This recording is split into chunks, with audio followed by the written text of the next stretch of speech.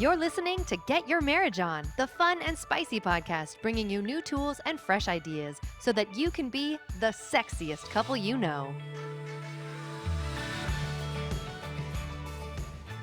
Geoff, thank you very much for this opportunity to be here in your studio recording my podcast. That's pretty cool. Yeah, it's awesome. Love having you here. Yep. Geoff, you have a podcast of your own, the Illuminate podcast. That's right. Your background is in marriage and family therapy. You help couples, you're specifically trained to help couples that are in crisis mode, whether it's from an affair or something like that, kind of work through that. Mm-hmm. You're a mentor of mine, so I know you fairly well. You've written several books and many online courses. One of your most famous courses is a 12-week course just for repairing relationships. Yeah, trust building. The trust building, yeah, that's Mm-hmm. right, that's right. Yeah. And I'm excited to have you on today, and I want to talk about the work that you do to help couples repair their relationship after a major event like an affair, but also what steps we can take to prevent things like that in our own marriages. Yeah. But also what are the many beautiful things that come from having a really strong relationship that you've discovered in your years and years of counseling. Yeah, it's funny, like a lot of people that I work with, they wonder, like, how do you work with affairs all day, or how do you deal with, like, you know, this kind of this ICU marriage stuff. Uh-huh. And the truth is that it's really quite amazing when couples get to a place in their relationship where they heal, they open up a deeper level of intimacy that they wouldn't have had otherwise. And that's just rewarding, and you do that enough times and you know you're making a difference. And so working with couples in their worst state and taking them somewhere is just super rewarding. That's great. Yeah. I love that. So your work can get heavy really quick. Like, you're kind of like the emergency room doctor. People are coming to you usually not when there's a little problem, only when there's like a really big problem. Yeah. Second, so you gotta like think quick, it's like two freight trains coming at you. You gotta really work through and kind of help them through this big emotional mess. Yeah. For the purpose of our discussion today, let's give a hypothetical couple. Let's pretend they've come to your office. I want to like look into their life and like dissect it and kind of help guide me through what kind of advice you give them and what's going on. So let's give them a name, Alan and Julie, and let's pretend Julie just found out that Alan's had an affair and Julie's world is completely upside down and they're in your office looking for help. What's kind of going on right now? Yeah. So yeah, it's hard because there's a lot of emotion going back and forth in the room, and they both are bleeding out and they're both needing you to help them, but sometimes for different reasons. And so for Alan, in this guy's case, you know, he's coming out of a double life, and that's going to be a lot of emotion for him, a lot of feeling guilty, embarrassed, probably ashamed, maybe even regretful that he got caught, or feeling torn between these two worlds. And so there's a lot of emotions where he's basically created a competing attachment, and he's got to now figure out how to reconcile these, and that's very difficult to do. And so he's got to make a choice of which relationship he's going to work on, especially if he didn't choose to end it. And so there's a lot going on for him. Living a double life takes up so much energy that he's gonna have to figure out how to manage all these strong emotions. So usually that's what the guy's bringing in this case. And for her, it's just going to be a lot of trauma. Quite simple. It's like getting mugged. It's like your whole world all of a sudden flips on its head, and you start to realize, oh, like walking down the street isn't safe anymore. So Julie might be thinking, oh, you know, giving your life to someone just isn't such a good idea. I probably should be more careful. And so it really changes the quality of her marriage, her other relationships. It can spread out to, you know, even the way she interacts with girlfriends or her spirituality. This trauma can't be minimized. And in fact, the healing for a betrayed partner can be delayed if she or other people rush her too quickly to try and just get back in the marriage or just fix everything really quickly, because there's so many dimensions that have to be addressed. One researcher, Omar Minwalla, he found that there were like 13 dimensions. Wow. Yeah. 13 dimensions that have to be addressed for a woman who's been betrayed to heal. And that can be body image and other areas that you sometimes don't think of. And if she doesn't address all those areas, then the healing's not complete. And I think the betrayer has an opportunity to learn more about their own partner through this process if they'll do it. There's a lot of opportunities to grow in intimacy, and I would hate to see couples waste a good crisis here, because there's a lot here, and I don't mean to be flippant about it, but I'm just saying because it's agonizing. But to sell yourself short and just sort of skip over all that just to get back to feeling normal again is a real missed opportunity. Gotcha. And I guess there is that temptation to find a quick fix, always, to kind of avoid going through the painful process of healing. That sounds kind of ironic, but I know that's what it is. It's miserable. I mean, this work early on is hard for them. Sleepless nights, long conversations, neglecting your kids, work suffers. I mean, it consumes everything, and so it's really tough. And if the person who's been in the affair, they're used to living in this fantasy, kind of numbing out and just being distracted by it. And then of course you've got the partner who is dealing with so much emotional pain that they want relief naturally. They're going to want to feel some hope. And so everybody wants to push for that. So that the healthiest thing in this point is to slow down. All caps, slow down. Right. I've had a nickel for every time I say that with a couple in these situations. We've got to slow this down. Everybody wants to rush to kind of feeling better.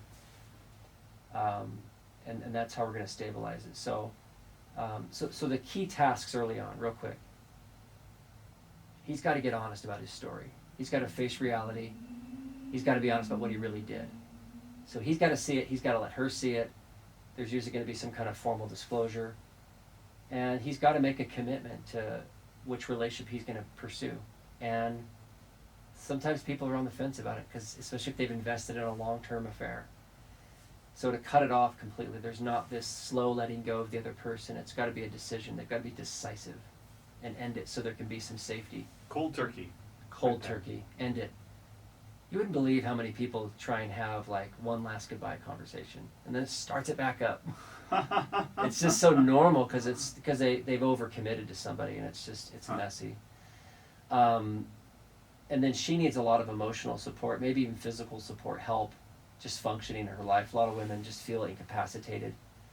She needs to come out of the shock and needs a lot of help. And then the couple needs a lot of structure and boundaries and rules and just sort of permission to interact in a way that keeps things as calm as possible, especially if they have kids at home, so that their life can function. And sometimes it's agreements on where somebody sleeps and what they'll talk about, and things like that, just to create some stability, because it's very destabilizing.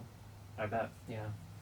So major betrayals, like whether it's a spouse finding out that their partner's been habitually looking at pornography and that's difficult, or an affair, these things just rarely happen overnight, like out of nowhere, right? This kind of has been building up for a while. So if we were to freeze frame their life and rewind back a few years, what little tiny decisions did they make that led them to that place, and what could have been avoided early on that they didn't avoid, that led them to this place now that they're in your office? Yeah, no, that's a great question. And obviously every couple has their own story, but some general things that we see happening is that, well, let me break it down into two parts. The responsibility for the affair in this case, in our fictitious couple here, is Alan. He's 100% responsible for the affair. If we use language that says that they created the affair, which is really common, and even the betrayed spouse sometimes will feel totally responsible for the affair, then that really delays their healing, because the affair is a choice.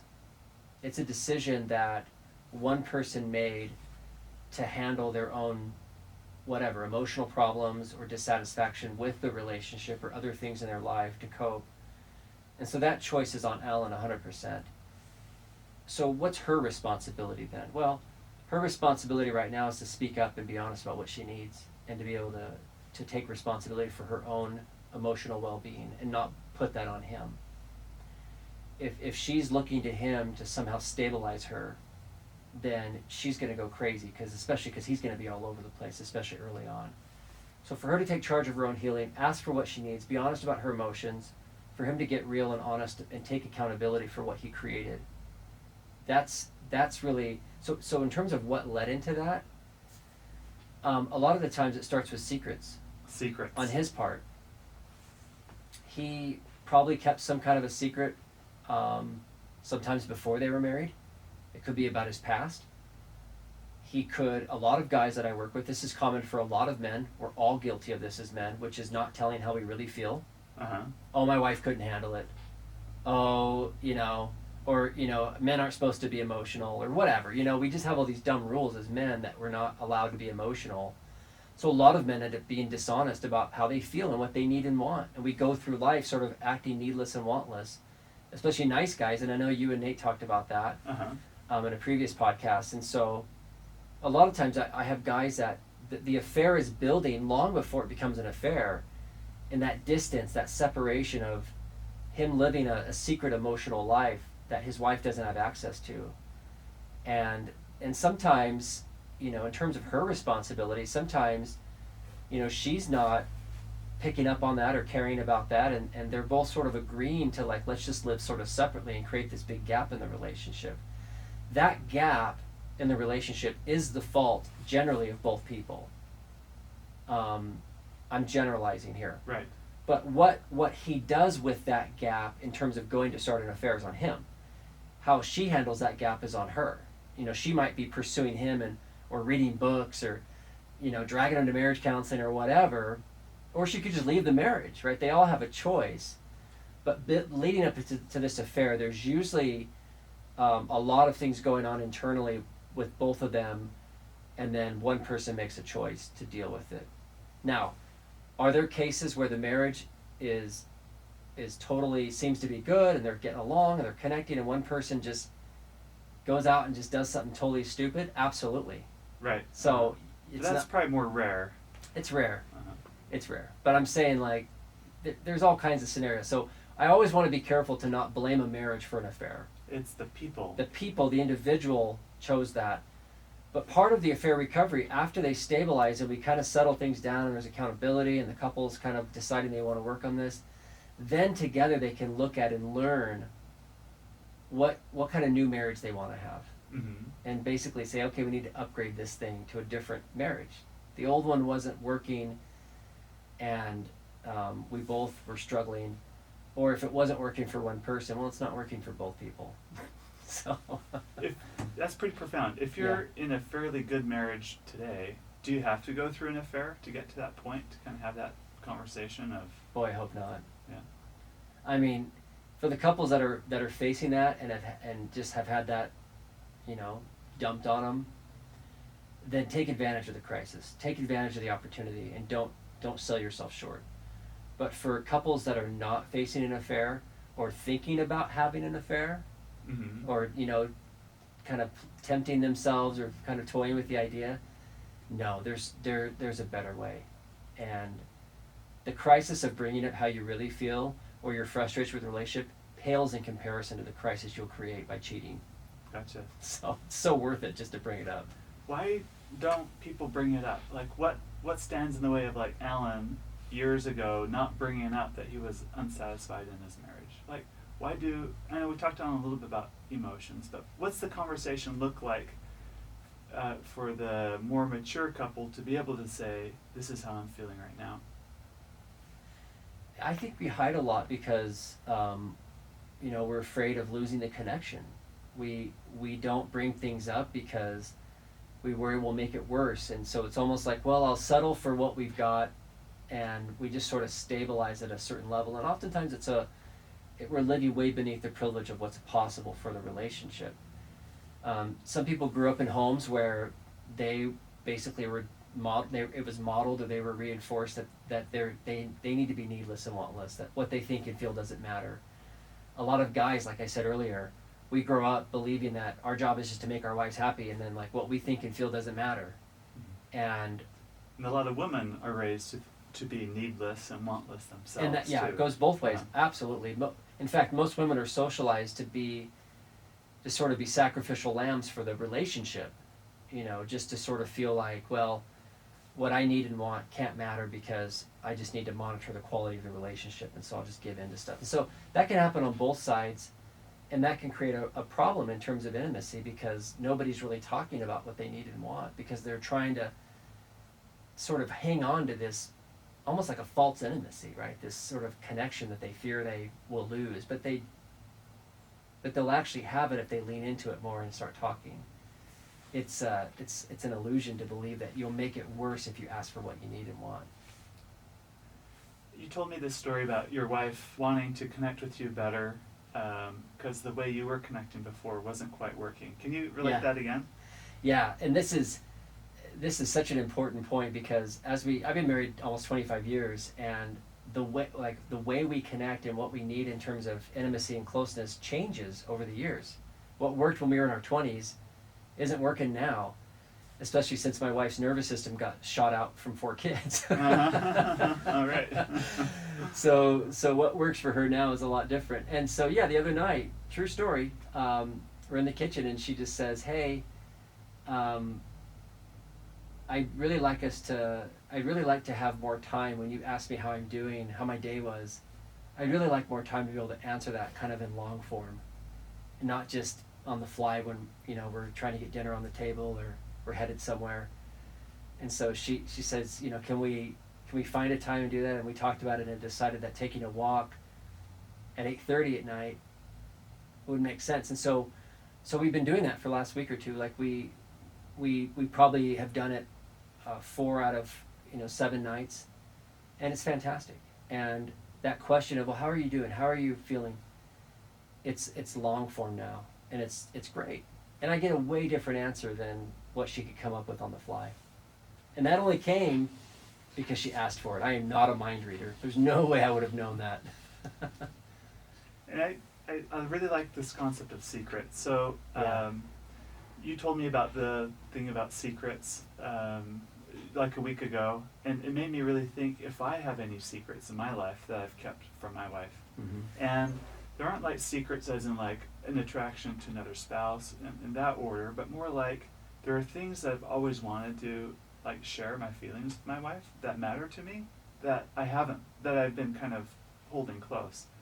And because I haven't disclosed them, it's kind of like accumulating a bit. Yeah. So I had a moment in the past week where we were just in a place where both relaxed and I could really express these things that matter to me, and inviting her to care about some of my feelings that matter to me too.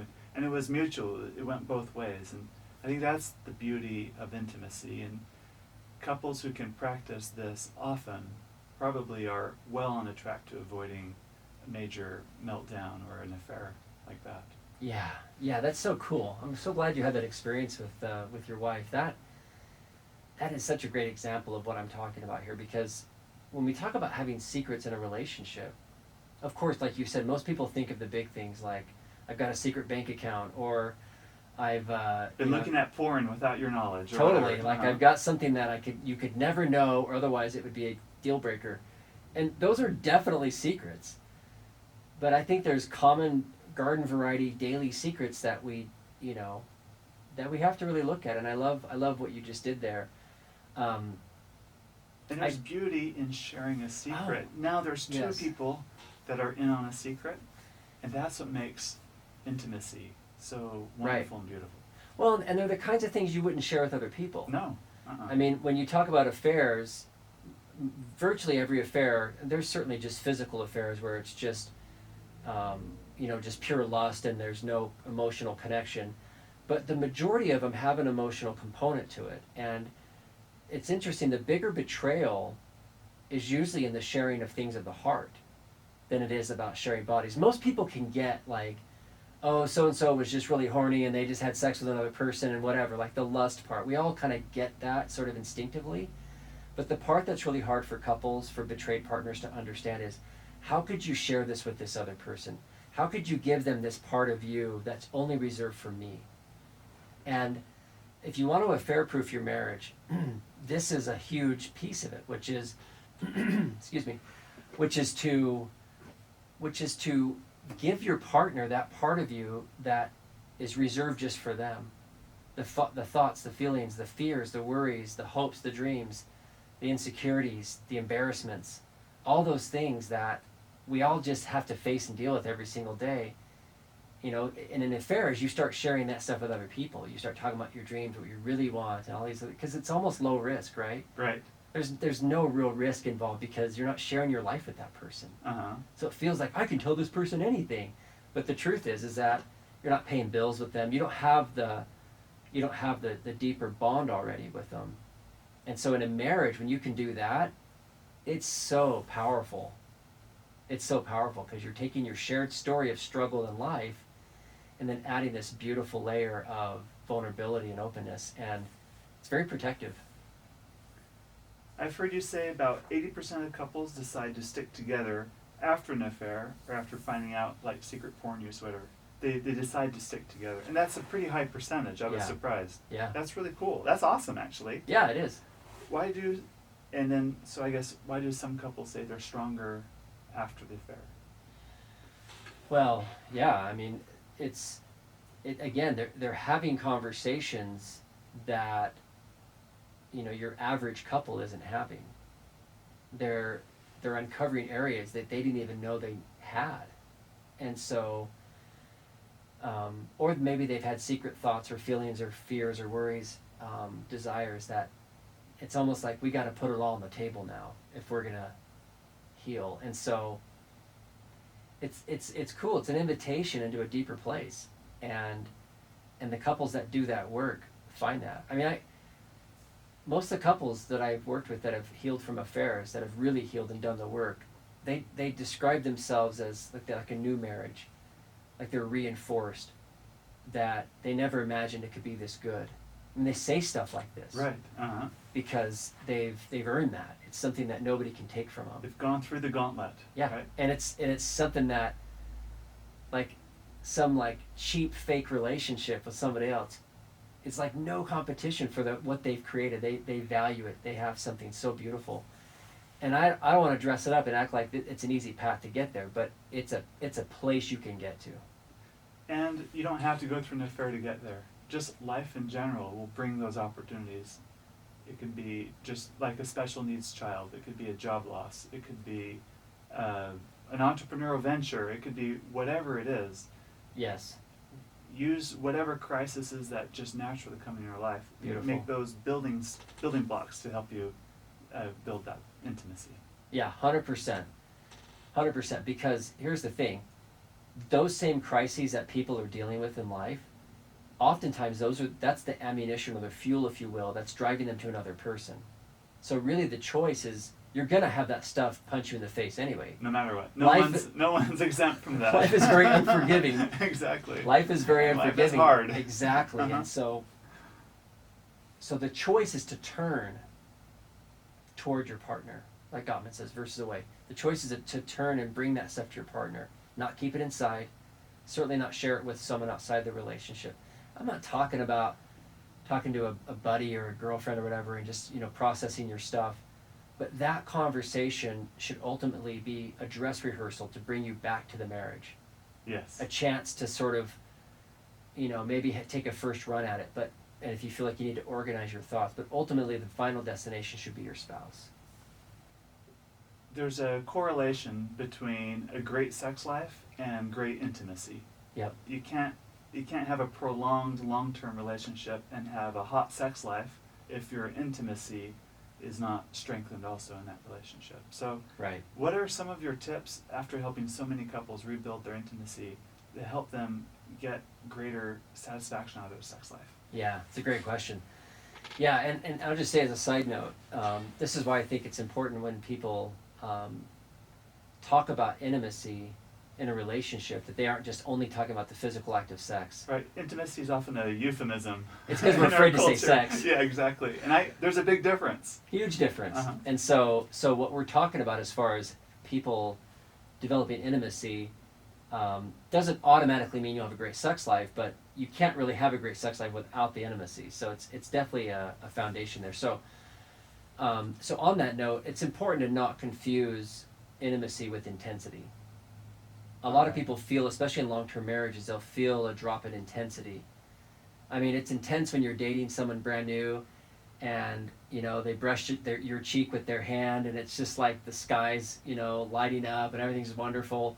Like, that's intensity. It's new. It's exciting. It's so novel, and you have a lot of those experiences in the first year or two of marriage where you're just exploring and getting to know each other, and it's just everything feels so new and awesome. And you need some intensity to over time. Absolutely. A little bit. I'm not against intensity. Uh-huh. I just think that what ends up happening is at the very beginning of a relationship, you don't have intimacy because you don't know each other. Right. So it's mostly intensity. Uh-huh. And then over time, you start to have this drop off in intensity. But if you don't start to build the intimacy, what ends up happening is you seek more intensity. Right. So that's when you seek, like, I don't know, more toys or more positions. Exactly. Right. People just start trying to like go toward like ratcheting up the physical intensity part. And there's 1,000 ways you can do it. I mean, every Cosmo magazine has an invitation to look at 300 positions that most Cirque du Soleil performers probably couldn't do. Right. And so there's a real emphasis and push on just ratcheting up that intensity. The problem with it is that if you're ignoring the intimacy piece, then no amount of intensity is going to really, because that'll drop off eventually too, right? We have neurotolerance. Kind of like the skydiver who's skydived from 10,000 feet over and over again. Who's going to get bored of it? Right, like we got a base jump now. We got to, so they're going to want to push the limits. And our bodies, we just get kind of this tolerance. And so thinking like an arc for a long-term couple, after the intensity wears off, and for most people that's within the first year or two, that intimacy should start to happen where we're now having shared struggles. We're life's handing us our butts like it does, and we're all struggling. And the intensity's dropping off because maybe you've got kids now and work and life. There's an opportunity here you don't want to confuse the intimacy and the intensity. You want to ratchet up the intimacy like we've been talking about. Talk about what's going on for you. Open up. Express what you need, what you like and don't like. You've been married a little bit longer now, so you know what your preferences are. And this is an opportunity to, if you feel like, well, I could use a little bit more of this or a little bit less of that, that intimacy can help increase the intensity because you feel seen and heard and connected. And again, I'm not against introducing some intensity into the relationship, but it has to be protected by intimacy for it to really work long term. If that foundation of intimacy is there, think of it like a secure foundation, like a secure base. It's safe to kind of go explore out of base camp as long as you have a place to come back to. Otherwise, you're just on this wandering journey and you never really know if you're home. So for couples that have that secure base, and then they can go out and experiment and try things in the bedroom and bring up things and ideas and things like that kind of stuff is way more safe and fun to try when you know that you can always just have each other and there's that security and you know everything about each other.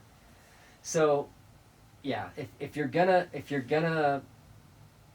you feel like your relationship is starting to sort of taper off and it feels kind of boring and bland, make sure you have a nice balance of those two. Make sure that intimacy is in place. And that's not as fun as buying a new toy or having new positions and all that stuff, right? It's not as easy. It takes a lot more vulnerability. It's scarier. A little more courage, too. A lot more, yeah. It's just a lot different than just trying to dress it up. So do both, because it really matters.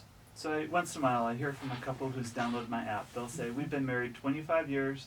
We're best friends. We really know each other really well. We finish each other's sandwiches. Oh, that's interesting. Sentences. We've been watching Frozen now. Sometimes I finish my wife's sandwiches. but our sex life has really dropped off. Yeah. So that's not true intimacy if you are bored of the other person. You already know everything there is to know about them. Yeah. There's still an element of mystery Mm-hmm. and something you're still pursuing. Can you talk on that a bit? Yeah. Because intimacy will sound really boring if it's like, oh, get to know your partner and now you know all there is to know about them. Yeah, no, that's good. I mean, Esther Perel talks about this a lot, and I don't agree with everything Esther Perel writes, but one thing I do agree with is that she does talk a lot about making sure that you have some novelty in your life, and I think outside the bedroom, and so that there's an element of you that, she would say mysterious to your partner. What I mean by that is that you're growing and learning, and you're basically becoming like an evolving human being, and you're dynamic, and you're taking on challenges, and you're pushing yourself and coming out of your comfort zone, and there's a thrill in seeing your partner change and evolve and become a healthier, different person.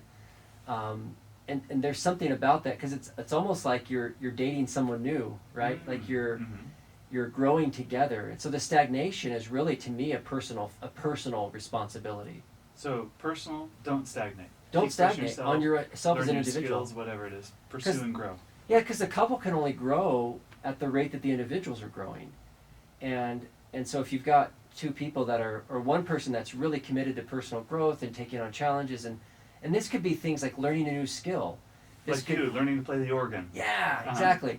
This could be just getting more into your hobbies. This could be, especially as kids get older and you have more free time, pushing yourself in your career. This could be, speaking up, or changing relationships with your family members, or, even changing your wardrobe. I mean, there's so many things that we do that, in terms of evolving and changing, that can really be exciting and help our partner feel attracted and feel respect. They can look at you and go, wow, this person's like, so dynamic and interesting. Does that answer your question? Yes, it does. Yeah. So Yeah, definitely. yeah, because I think that being bored in marriage is totally preventable. I just think that's an individual decision of almost kind of giving up and just allowing things just to run on autopilot. And it's not necessary. You can grow in so many ways now. And so I often tell the couples that I work with, them all, stop having bad sex. Like, just stop having.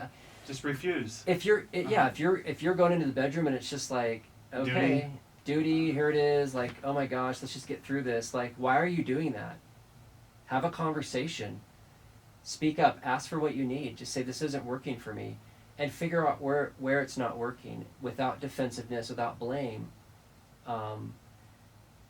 Like, nobody has to settle for that, because you're part of that couple. You're part of that equation. It's not something that's just happening to you. You're not powerless.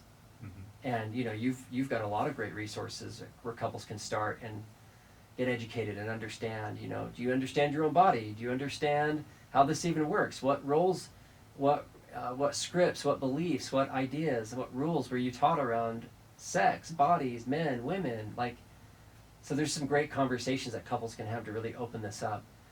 And it's kind of, it's kind of a turn on to, like, see yourselves kind of grow and open up and explore these areas that maybe felt forbidden, that are really important to talk about. It's really a thrill for a lot of couples to have permission to go into these areas. It's pretty cool. Thanks for all that. So if someone wants to reach out to you, look up your course, or find out more about what you do, how did they get in touch with you? Just my website. But yeah, just geoffsteurer.com. If you can't spell my name, which most people can't, you can go to lovingmarriage.com. That'll take you right there. But yeah, that's where I've got my podcast, my blog, my courses, just everything I'm working on to support relationships. Awesome. Thank you very much. Dan, it's been great. Thanks for Yes. having me. Yep.